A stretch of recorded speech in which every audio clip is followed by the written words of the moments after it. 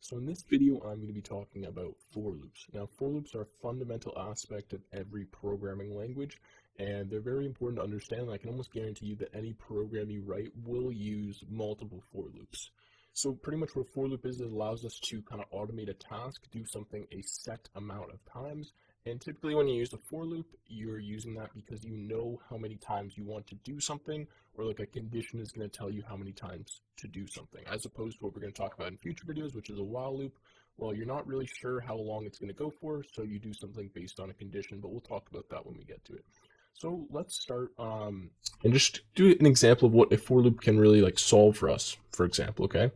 So say this is a pretty simple example, and you guys will see in a second, but I create an integer, let's see, int x equals 0, and say that I want to add 1, and then I want to add 2 to it, and then I want to add 3 to it, and 4, and 5, and 6, and like an infinite amount of times I want to add to that variable. Well, we could do like x plus equals 1, we could do x plus equals 2, like, and keep going and adding things to x, and we could just keep copying and pasting this down our program.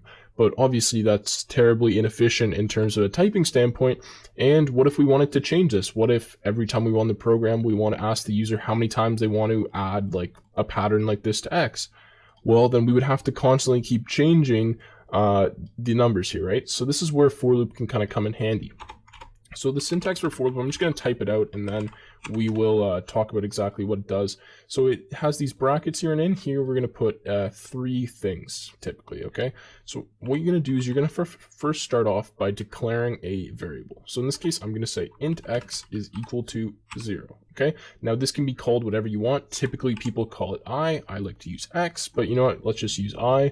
And then what you're going to do for this next, so you're going to put a semicolon, and then the next thing you're going to do is you're going to set a condition. So I'm just going to do this and then talk about it because it's hard to kind of do them step by step because they all work together. Less than equal to 10 and I plus plus. Okay, so what I've just done here actually is I've first started by declaring a variable I, it's equal to 0, and then I've said we're going to do this while I is less than or equal to 10, and we're going to add 1 to I. So pretty much the way this works is every time we execute what's in these little square brackets here, I is going to have 1 added to it. So this is what's known as the increment, and this comes at the end of your for loop. So this is what you're adding to the variable I, which you're declaring here, every time you run the loop. Now this here is your condition, and this is going to state how many times the loop is going to run. So in our case, we're going to run the loop while I is less than or equal to the value 10, meaning we're going to start at the value 0 because I equals 0. We're going to run this loop. Then we're going to come back up here. We're going to say, okay, what are we doing? We're adding 1 to I. Then we're going to check this condition. So I is equal to 1. We're going to say, well, is 1 less than or equal to 10? No, it's not.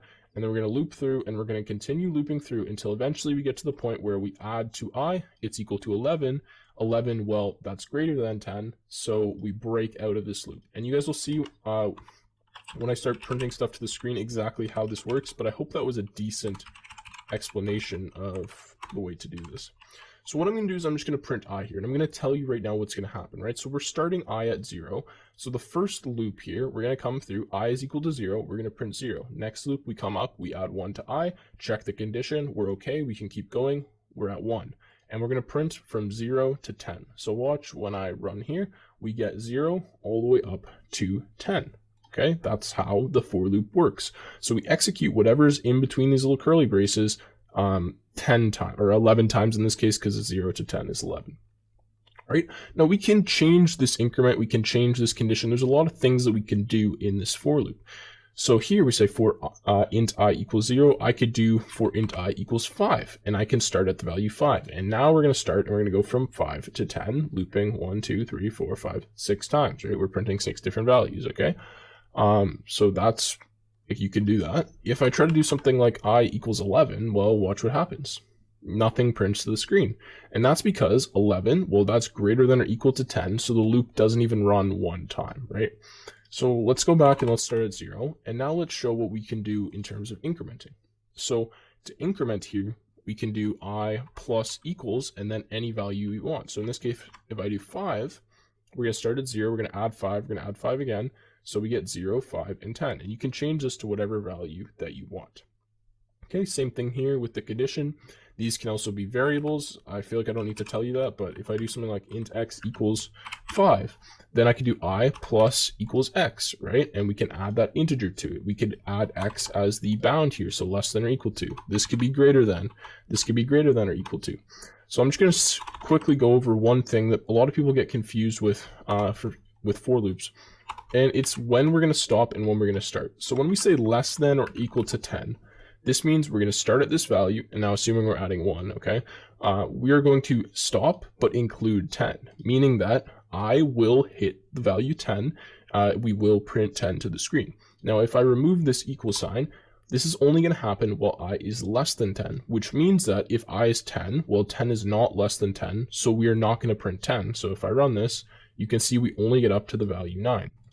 Now, the reason I'm talking about this is because what we typically want to do with loops is we want to loop through something or look at some data, and typically that data is in the form of an array. So now, and this is why I talked about arrays before, I'm going to create an array, so an integer array, it's called ARR, is equal to, and let's just give it some values here, so like 1, 5, 7, 3, 4, 5, okay? This is going to be our integer array. Now, what do I want to do how am I going to do this if I want to look through my array and look at these values and maybe check if a value is equal to 7 or value is equal to 5 or something like that? Well, the way that I can do this, and this is like a dynamic way to do it, is I could count the length of the array. I could say 1, 2, 3, 4, 5, 6. Okay, 6 elements. So I would put I is less than 6 here. But a more useful way to do this is to just get the length of the array. And the way that I can do that is just to do arr.length. Or I actually don't need these brackets, sorry. So we'll just do this. In this way, say the user had typed in a bunch of elements, we had put them in an array. We don't know how many elements they type in per se, so we're going to use this length so that we can change this loop, and this loop will never crash. It will always work because we're just simply getting the length of the array. Now, if I were to do equal here, I hope you guys realize this would cause us an issue. And that's because we have 6 elements in the array, right? But it's going to allow us to get I to the value 6 because that's the length of the array. Now, what happens if I try to do this, ARR of 6? Well, we should know from the last video that that will actually crash our program. And that's because when we start at 0, and our last element in the array is actually going to be index 5, right? Because we go 0 all the way to the length -1, which is 5. So array 6 does not actually exist. So what I'm going to do now is I'm just going to write a little program inside this for loop, and I'm just going to say if the value is equal to 5, we're going to print it out. So how do I do this? I'm going to say if ARR at index I is equal to the value 5, then you're simply going to do system.out.print element. I just realized it's comma, right? Semicolon.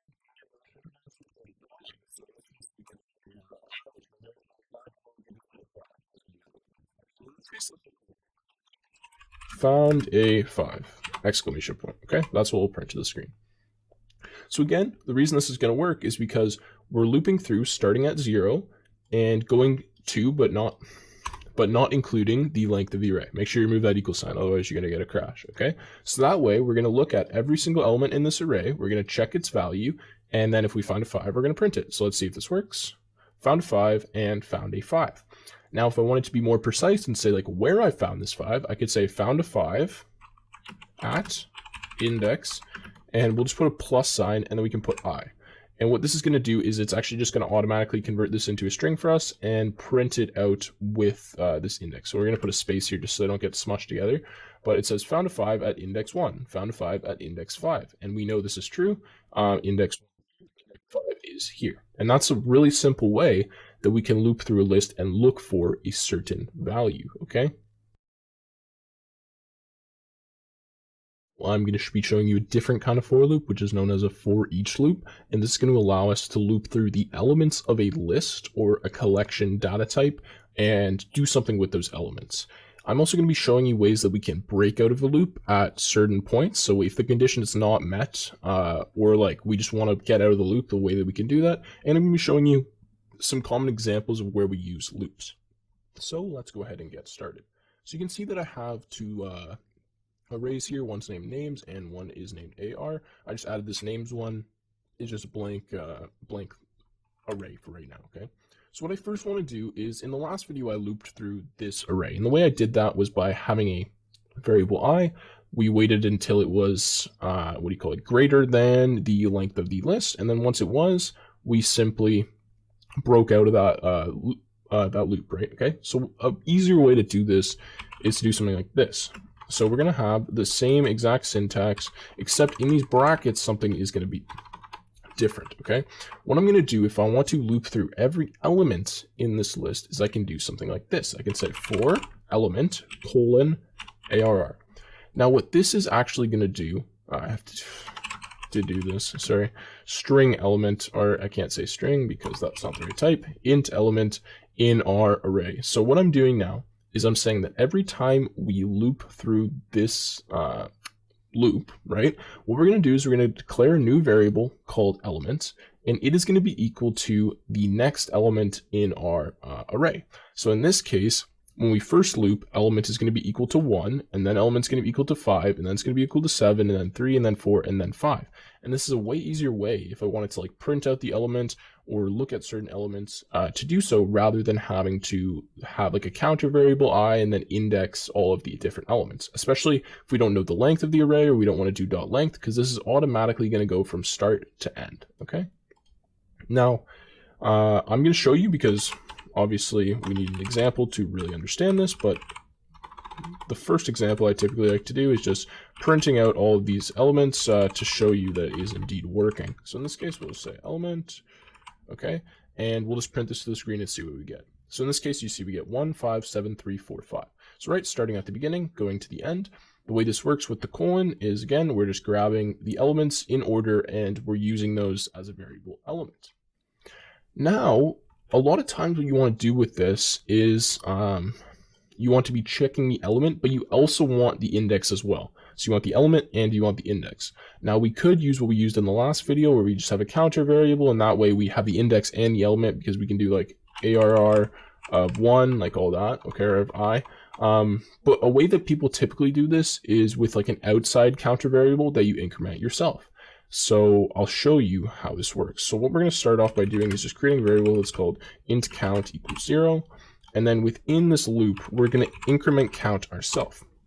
So now, every time that we run the loop, we're adding 1 to count, so that count is keeping track of the index of the element. So if I print out the element plus, we'll do, I guess I can't do that, plus a space, plus our count, you can see that this is keeping track of the index. So what's happening here, it says 1 is at index 0, 5, index 1, and it keeps track of all these different indexes for us, and that's a really easy way to do that. I just wanted to show, it doesn't really make sense for this example case, but I just wanted to show you because there will be situations where you want both the element and the index, and it's easier to get the element just by doing this.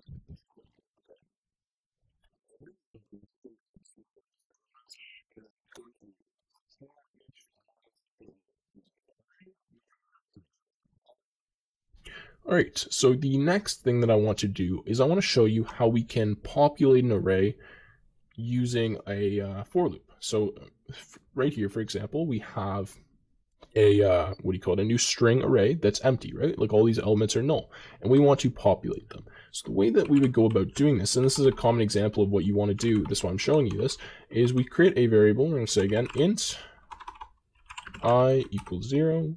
We'll say, well, I is less than, and then names dot length, right? And then we'll do semicolon, and we'll simply add 1 to I. So this is the exact same thing as we've done before, but I'm just going to show you how we can actually add the elements, because this is a really common use case.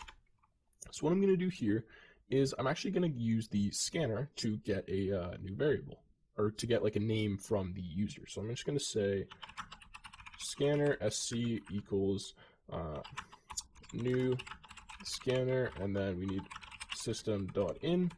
Okay, and I actually think I should probably not declare this every loop, but put it up here because we're just going to use the scanner, right? So we'll say string of input equals sc.next line, like this. And this way, every time we run the loop, we are going to get input from the user. And you know what? Let's also just print out here system.out.println, and just tell the user we want, actually we'll just do print, not ln. We'll say input like this. So that way they know what to type in. Okay, so input, we're getting input. And now what I'm going to do is I'm going to add the user's input into our array. So how can I do this? Well, this is really easy. I can just do names I is equal to input, right? So we're just declaring that whatever index we are in the loop right now, so whatever value of I, well, that value in the list, or sorry, the list, I keep calling it list, it's an array, I'm just used to Python, is going to be equal to whatever we typed in. And then if we want to print out the entire array, what we can do is we'll use another for loop, so we'll just say for, and then this time it's going to be a for each loop, right? So we'll say for n, this just stand for name, string n and names, okay? Then we will simply just do system.out.println, and we will print every value of n. Okay, so that's two good examples. Let's run this and just make sure everything's working. So we run this input. I'm just going to type hello. Oh, I guess it wanted names, didn't it? Tim, Bob, Joe, Bill, and then there we go. So we ran that 5 times, and we get hello, Tim, Bob, Joe, and Bill. Awesome. There we go. So that gives us all the values that we need. Okay. Okay, so now what I want to show you guys is how we can break out of the loop. So if we're in the loop and we're going through and we're doing operations and we've not yet met the condition where, or like, so the loop is going to keep going, like I is not greater than whatever value or whatnot, okay? Then we want to break out of it. How can we do that? So how can we just get out of it in the middle of looping? Well, there is this magical little keyword called break. And what this does is whenever this is encountered inside of a loop, it simply breaks out of the loop. So in this case, what would happen is since I have break at the end, we would do these first 3 lines, and then we just break. And this would only happen one time, no matter what any of this stuff said, this loop would only happen once. Now, I'm going to show you just down here in this loop how we can break out based on like a certain condition. So for example, say we encounter the word n, or what do you call it? The word Tim. What am I saying? And I was just reading that. If we encounter like the word Tim while we're reading through the list of names, then we just want to break out. Like we don't want to print any more names anymore. We just want to break out. So the way that I can do this is now I can say, well, we're gonna print Tim, but we'll break after Tim. Okay. So what I'm gonna do in a dual if statement, I'm gonna say if n equals or not equals dot equals. Okay. And in this case, we'll just simply put Tim in here. Then what we're going to do is we're going to break. And in this case, now, whenever we encounter Tim, we are simply breaking out of the loop, and that means we will not print the rest of the names. So if I run this, just drag this console up here,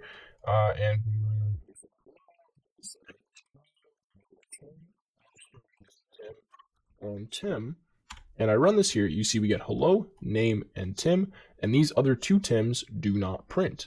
And again, that's because once we hit Tim and n is equal to Tim, we simply break. Okay, and we get out of the loop. And that's like a really easy way to just break out of the loop. And this is going to work for while loops that we do in, the next video.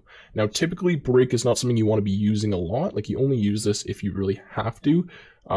It's better to just make these conditions work the way they should and have the loop run like as many times as it needs to run, you know what I mean? So just try not to use this too much, but I mean, there's nothing really wrong with using it. People just are frown upon it in the programming world using the word break, okay?